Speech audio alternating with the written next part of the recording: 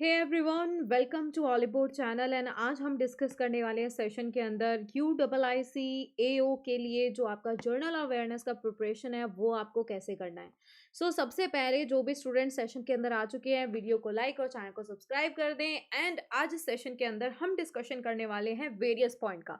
सबसे पहले तो जिन लोगों को ये नहीं पता है कि UIIC AO का जो नोटिफिकेशन है वो रिलीज हो चुका है, तो उनको बता दूं 7 जनवरी से यहाँ पर नोटिफिकेशन रिलीज हुआ था। 8 जनवरी 2024 से ऑलरेडी इसके लिए ऑनलाइन एप्लीकेशन जो है वो स्टार्ट हो चुका है। ऑनलाइन रजिस्ट्रेशन कब तक रहेगा, तो लास्ट डेट है 23 जनवरी 2024। और पेमेंट ऑफ एप्लीकेशन फीस और चार्जेस जो हैं ये भी आपके 23 जनवरी 2024 तक रहने वाले हैं। आप यहाँ पर अपना एप्लीकेशन फॉर्म प्रिंट करने के लिए आपको 7 फरवरी 2024 ये लास्ट डेट रखी गई है। अब ये दो चीज़ें बड़ी इंपॉर्टेंट है कि आपका एडमिट कार्ड और एग्जाम कब होगा। देखो जनवरी में 23 जनवरी तक तो ऑलरेडी आप इसके लिए अप्लाई कर रहे हो, है ना, एप्लीकेशन फॉर्म फिल किए जा रहे हैं। और फरवरी 2024 में यानी कि विद इन अ मंथ आपका एग्जाम यहाँ पर शेड्यूल हो जाएगा। तो एग्जाम डेट है इसकी फरवरी 2024 and most probably at the end of February 2024 में इसका एग्जाम होगा। और एडमिट कार्ड आपको 10 दिन पहले पता लग जाएगा, मतलब देयर विल ऑलवेज बी आपको इसके बारे में एग्जाम डेट जो है ये 10-15 दिन पहले ऑलरेडी अवेलेबल हो जाएंगी। एडमिट कार्ड भी 10 दिन पहले ये लोग बोल रहे हैं कि अवेलेबल करा देंगे आपके लिए।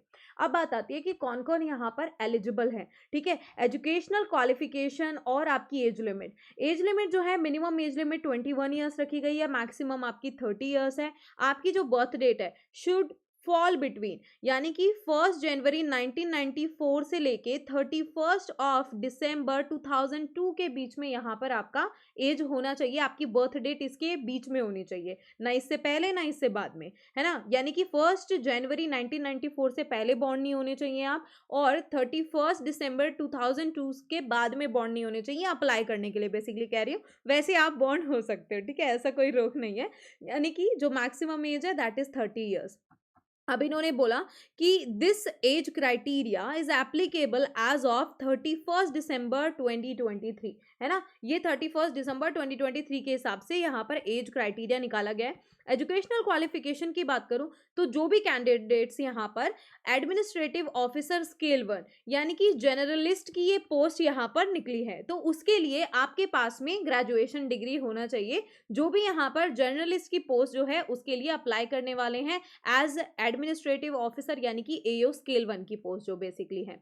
मिनिमम आपको 60% मार्क्स आर रिक्वायर्ड, लेकिन SC और ST कैटेगरी के लिए 55% मार्क्स होने चाहिए किसी भी रिकग्नाइज यूनिवर्सिटी से। Equivalent qualification recognised by the central government are also accepted, अगर सेंट्रल गवर्नमेंट की तरफ से रिकग्निशन है तो वो भी एक्सेप्टेड है। अब इसके अंदर आपके डिफरेंट सेक्शन होंगे, जैसे कि रीजनिंग है, इंग्लिश है, क्वांट है, जर्नल अवेयरनेस है, और जनरल अवेयरनेस के साथ साथ कंप्यूटर लिटरेसी है। देखो रीजनिंग में इन्होंने बोला 50 क्वेश्चंस 50 मार्क्स, और यहाँ पर टाइम पीरियड कितना, 2 आवर्स का यहाँ पर ड्यूरेशन रहेगा। ठीक है, ड्यूरेशन कितना है इसके अंदर, 2 आवर्स का इसमें ड्यूरेशन आपका रहेगा। अब बात करते हैं यहाँ पर इंग्लिश लैंग्वेज की। तो टोटल यहाँ पर इंग्लिश लैंग्वेज के अंदर जो नंबर ऑफ क्वेश्चंस होने वाले हैं that will be around 40 questions, जिसके लिए आपको नंबर ऑफ मार्क्स जो हैं वो कितने मिलेंगे यहाँ पर, वो नंबर ऑफ मार्क्स आपको बेसिकली मिलेंगे 40 मार्क्स। फिर अगर बात करती हूँ मैं यहाँ पर क्वांट की, तो क्वांट यानी कि जो मैथ्स होता है बेसिकली, है ना, सिंपल शब्दों में बोलूँ कि जो आपका मैथ्स है क्वांट है, उसके लिए यहाँ पर आपको क्या मिलेगा, उसके लिए आपके पास में होंगे number of questions will be 50, number of marks will be 50। देखो ये गलती से ना यहाँ पर सब जगह पर 2 आवर्स लिखा हुआ है, एक्चुअल में कंपोजिट टाइम है, यानी कि टोटल ड्यूरेशन जो है वो आपका 2 आवर्स का होगा। ऐसा नहीं है कि आपको 2 घंटे रीजनिंग देना है, ऑब्वियसली कॉमन सेंस वाली बात है ना, कि 2-2 घंटे करके ऐसे क्या यहाँ पर मैम बिठा के 10 घंटे ये एग्जाम लेने वाले हैं, ऑब्वियसली नॉट। यानी कि ड्यूरेशन आपका 2 आवर्स का रहेगा, टोटल ड्यूरेशन 2 आवर्स का है। ये सारे जितने भी आपके यहाँ पर सब्जेक्ट्स हैं इसका कंपोजिट टाइम है, यानी कि कोई सेक्शनल टाइमिंग नहीं है। There is no sectional time, there is no sectional time. एक कंपोजिट आपका ड्यूरेशन है 2 आवर्स का, ऊपर आपका 2 घंटे का टाइमर चलेगा, दैट्स इट। अपने हिसाब से आपको यहाँ पर करना है। आपका क्वांटिटेटिव एप्टीट्यूड में 50 नंबर ऑफ क्वेश्चंस 50 मार्क्स, यानी कि हर एक क्वेश्चन के लिए 1 मार्क्स। लेकिन अगर मैं बात करती हूँ जनरल अवेयरनेस की, तो जनरल अवेयरनेस के अंदर आपको एक ब्रैकेट में चीज दी गई है कि फाइनेंशियल सेक्टर को स्पेशल रेफरेंस है। अब ये फाइनेंशियल सेक्टर से रिलेटेड क्या क्वेश्चन आ सकते हैं ये मैं आप लोगों को बताऊंगी। अभी जुड़े रहिएगा सेशन में, आगे इसका पूरा आपको मैं इसको इन डिटेल आपको एक्सप्लेन करने वाली हूँ। कंप्यूटर भी इसके अंदर है, number of question 20 and marks will be 20। अब ये जो आपका ये रिक्रूटमेंट प्रोसेस है, ये कैसे रहेगा? ये रहेगा आपका ऑनलाइन टेस्ट प्लस इंटरव्यू, यानी कि आपका ऑनलाइन टेस्ट होगा और उसके बाद में आपका इंटरव्यू होगा, देन आप यहाँ पर जॉब के लिए शॉर्ट लिस्ट हो जाओगे। अब इसके अंदर क्या है कि इसके अंदर ना आपका बॉन्ड भी साइन होगा सिलेक्ट होने के बाद में। जब आप सिलेक्ट हो जाओगे तो आपको 5 साल का बॉन्ड साइन करना होगा कि मिनिमम आपको 5 साल यहाँ पर सर्व करना है। प्लस इसमें प्रोबेशन ईयर तो होता ही है, वो तो सभी जगह पर होता है प्रोबेशन पीरियड। प्लस अगर यहाँ पर आप उसके बीच में कभी छोड़ते हो तो 1 ईयर का कॉम्पनसेशन आपको देना पड़ता है। वो आपने नोटिफिकेशन में डिटेल में पढ़ा होगा, नहीं पढ़ा है तो यहाँ पर ऑलीवुड वाईटी चैनल पर ही आपको डिटेल नोटिफिकेशन का भी जो लिंक है वो मिल जाएगा। उसके अलावा आप यहाँ पर मेरा टेलीग्राम चैनल है शीता शर्मा मैम ऑफिशियल, यहाँ पर भी आपको ऑफिशियल नोटिफिकेशन मिल जाएगी UIICAO के लिए, ठीक है। तो यहाँ पर आप ज्वाइन कर सकते हैं फॉर वेरियस PDF वगैरह जो यहाँ पर मिलती हैं नोटिफिकेशन की। अब इसके अंदर सबसे अच्छी चीज़ क्या है कि सैलरी जो है इसका वो नियर अबाउट आपका मेट्रोपॉलिटन सेंटर्स में 88,000 के अराउंड अप्रॉक्स बनेगा। और यहाँ पर बेसिक पे जो है ये आपकी 50,925 के अराउंड है, यानी कि 2500। फिर इसमें यहाँ पर आपका अलग अलग इस टाइप के जो प्रमोशंस होते हैं उसके बाद में इस तरीके से बढ़ती रहेगी, है ना। तो इस टाइप से आपकी मैक्सिमम जो है वो मेट्रोपॉलिटन सिटीज़ जो होती हैं उसमें 88,000 तक जाएगी, और मिनिमम ग्रेड पे इन्होंने 55 के अराउंड बताया हुआ है। अब इसके अलावा बेसिक पे के अलावा आपको कुछ और बेनिफिट्स भी यहाँ पर मिलेंगे, जैसे आपको gratuity, LTS, medical benefits, group personal accidental insurance, performance linked incentive की जैसा आप यहाँ पर आपकी परफॉर्मेंस रहेगी, जो भी इस टाइप के यहाँ पर आपको ड्यूटीज़ दी जाएंगी वो जो भी आप करोगे आपकी परफॉर्मेंस के हिसाब से आपको अलग बोनस एंड इंसेंटिव्स भी मिलते रहेंगे। प्लस नेशनल पेंशन सिस्टम यानी कि NPS में भी कंट्रीब्यूशन आपका जाता रहेगा। अब हमने बात की थी AO के लिए एज लिमिट मिनिमम 21 ईयर्स है, maximum age limit is 30 years. अब बात करते हैं जनरल अवेयरनेस के जो सिलेबस की। तो देखो ये जो आपका पूरा जनरल अवेयरनेस का जो सेशन है, तो जनरल अवेयरनेस का ये पूरा का पूरा सेशन आपका कहीं ना कहीं इन 4 पिलर्स पर बेस्ड है, क्योंकि इन्होंने बोला फाइनेंशियल सेक्टर पर फोकस रहेगा।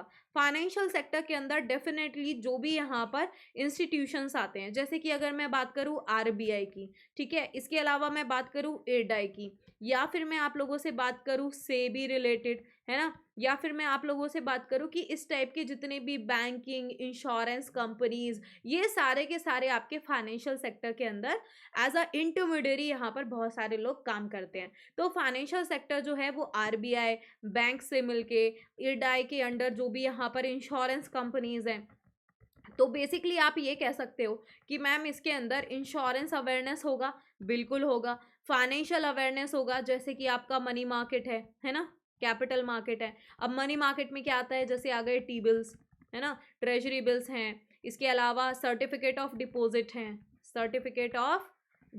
हैं, कमर्शियल पेपर्स हैं, और जो आपका कैपिटल मार्केट है उसके अंदर क्या क्या आ जाएगा मैम? ये फाइनेंशियल मार्केट के टाइप होते हैं, एक कैपिटल मार्केट और एक मनी मार्केट। तो ऑब्वियसली ये इंपॉर्टेंट है। Capital market is basically made up of all the securities related, है ना, सिक्योरिटीज के अलावा shares, bonds, debentures, etcetera IPO वगैरह, ASBA, ये सब कुछ इसका पार्ट है। अब इसके अलावा मैम मैं और क्या एक्सपेक्ट कर सकती हूँ? RBI रिलेटेड न्यूज़ एक्सपेक्ट कर सकती हूँ, यस। बैंकिंग हिस्ट्री एक्सपेक्ट कर सकती हूँ, यस, बैंकिंग हिस्ट्री, या फिर बैंक से रिलेटेड इससे पहले कि जैसे नेशनलाइजेशन कौन से ईयर में हुआ था, कितने बैंक्स का नेशनलाइजेशन फर्स्ट फेज में हुआ, कितने का सेकंड फेज में हुआ, टैगलाइंस क्या क्या हैं, तो टैगलाइंस भी आपकी पूछी जाती है। इसके अलावा LIC जो है very very important, LIC related काफ़ी सारे MCQs आने की यहाँ पर संभावना है। इंश्योरेंस अवेयरनेस अफेयर्स से रिलेटेड काफ़ी सारे क्वेश्चंस आने की पॉसिबिलिटी प्रोबेबिलिटी काफ़ी ज़्यादा हाई है। जैसे इंश्योरेंस अवेयरनेस के अंदर आपसे पूछ सकता है व्हाट इज़ एन्युटी, या फिर आपसे पूछा जा सकता है कि what is the tagline of LIC, या फिर आपसे पूछा जा सकता है कि इनमें से कौन सी इंश्योरेंस कंपनी की ये पर्टिकुलर टैगलाइन है, या फिर आपसे डिफरेंट इंश्योरेंस रिलेटेड की जो क्लेम सेटलमेंट रेशो है, या जो आपका एक्चुअरी है वो क्या काम करता है, एक्चुअरी के फंक्शंस क्या हैं। आपसे पूछा जा सकता है regarding the different principles of insurance, है ना, जो इंश्योरेंस के अंदर आपके डिफरेंट प्रिंसिपल्स ऑफ इंश्योरेंस के रिगार्डिंग क्वेश्चन अराइज हो सकते हैं। आपको कोई एग्जांपल देके पूछ लिया जाएगा कि इसमें कौन सा प्रिंसिपल ऑफ इंश्योरेंस फॉलो होता है ना, कितने कितने टाइप के टाइप्स ऑफ इंश्योरेंस इंपॉर्टेंट हो जाता है। तो इंश्योरेंस अवेयरनेस में भी आपके क्वेश्चन बनते हैं, कुछ इस टाइप के सैम्पल क्वेश्चंस भी मैं आप लोगों को बताऊंगी। अब बात करते हैं करंट अफेयर्स। किसी भी एग्जाम के अंदर करंट अफेयर्स जो है बहुत बहुत इंपॉर्टेंट होता है। सो डेफिनेटली यहाँ पर भी करंट अफेयर्स से आपको क्वेश्चंस देखने को मिलेंगे। तो मैं आपको एडवाइस करूंगी कि आप लोग सितंबर 2023 से, और अगर आप चाहते हैं तो अगस्त का भी, यानी कि 15 to 31 अगस्त तक का भी अगर आप करंट अफेयर्स करना चाहें तो कर सकते हैं। बट कोशिश कीजिएगा कि सितंबर 2023 से लेके और फेब 2024 तक आपके एग्जाम से 7 डेज प्रायर जितने भी न्यूज़ हैं उनको एक बार आप अच्छे से रिवाइज करके जाओ, जिसमें ज़्यादा इंपॉर्टेंट आपके रहेंगे अक्टूबर, नवंबर, दिसंबर, जनवरी एंड ऑब्वियसली फेब्रवरी मंथ में भी 15 फरवरी तक का आपका बहुत इंपॉर्टेंट रहेगा, अगर आपका एग्जाम जो है वो बिल्कुल लास्ट में होता है तो, है ना। लेकिन ये जो आपके रिसेंट के 3 मंथ्स हैं ये बहुत ज़्यादा इंपॉर्टेंट होते हैं from current affairs point of view से। तो करंट अफेयर्स अगेन इंपॉर्टेंट हो जाता है, और जो ऐसी न्यूज़ हैं जिसमें कहीं ना कहीं आपका एलआईसी रिलेटेड न्यूज़ है या फिर इंश्योरेंस सेक्टर रिलेटेड न्यूज़ है, तो इनको थोड़ा एक बार अच्छे से आप लोग कर लेना। इसके अलावा आपसे पूछा जा सकता है कि insurance ombudsman related, insurance ombudsman, क्योंकि बीमा लोकपाल दिवस जो है ये कब मनाया जाता है, 11 नवंबर को मनाया जाता है, क्योंकि इंश्योरेंस ऑम्बड्समैन स्कीम कब आई थी, 11 नवंबर 1998 को आई थी। तो इस बार इसको बनाया गया 11 नवंबर को। अब आपसे बहुत सारी चीज़ें पूछ सकता है, जैसे इंश्योरेंस सेक्टर के अंदर इंश्योरेंस फॉर ऑल जो है ये हमारी सरकार का विजन कब का है, 2047 तक हम इंश्योरेंस फॉर ऑल चाहते हैं, हर इंसान के पास में इंश्योरेंस हो। कितना अभी फिलहाल में इंश्योरेंस पेनिट्रेशन है लाइफ इंश्योरेंस सेक्टर में, और जनरल इंश्योरेंस जो मार्केट है फील्ड है उसमें कितना इंश्योरेंस पेनिट्रेशन है। तो ये जो बेसिक्स हैं, जो इसके बारे में इंफॉर्मेशन है, दैट इज रिक्वायर्ड। इसके अलावा summits on conferences, national and international news, important days, Indian financial system, history of Indian banking industry, कैसे बैंक्स आए, कैसे एलआईसी बना, कितनी कंपनीज मर्ज करके एलआईसी को बनाया गया, एलआईसी कब आया, एलआईसी के चेयरपर्सन कौन है। तो ये कुछ बेसिक बेसिक चीज़ें हैं जो आप लोगों को पता होनी चाहिए, प्लस कुछ ऐसी एब्रीविएशन और इकोनॉमिक टर्मिनोलॉजीज के अलावा इंश्योरेंस टर्मिनोलॉजीज भी इंपॉर्टेंट है। बट कई बार आपका सोशल साइंस, इकोनॉमिक्स, एक दो question history, geography, general science से भी देखने को मिलते हैं इस टाइप के एग्जाम में, क्योंकि काफ़ी टाइम बाद ये कंडक्ट हो रहा है। तो जब भी कोई एग्जाम 1-2 साल बाद कंडक्ट होता है तो उसमें बहुत हाई चांसेस होते हैं कि पहले के हिसाब से पैटर्न चेंज हो सकता है। बट जो चीज़ें कांस्टेंट आजकल हम एग्जाम्स में देखने को मिल रही है हमको, दैट इज करंट अफेयर्स, कि आपके 4-5 एमसीक्यूज तो डेफिनेटली करंट अफेयर से 4-5 MCQs we can expect here, कि मिनिमम आपके 4-5 एमसीक्यूज करंट अफेयर से रहेंगे, मैक्सिमम ये 10-15 एमसीक्यूज भी जा सकते हैं, और हो सकता है इससे ज़्यादा भी आ जाएं, कुछ कह नहीं सकते इसके बारे में ज़्यादा, है ना, क्योंकि लेकिन करंट अफेयर्स आएंगे ये पक्का है।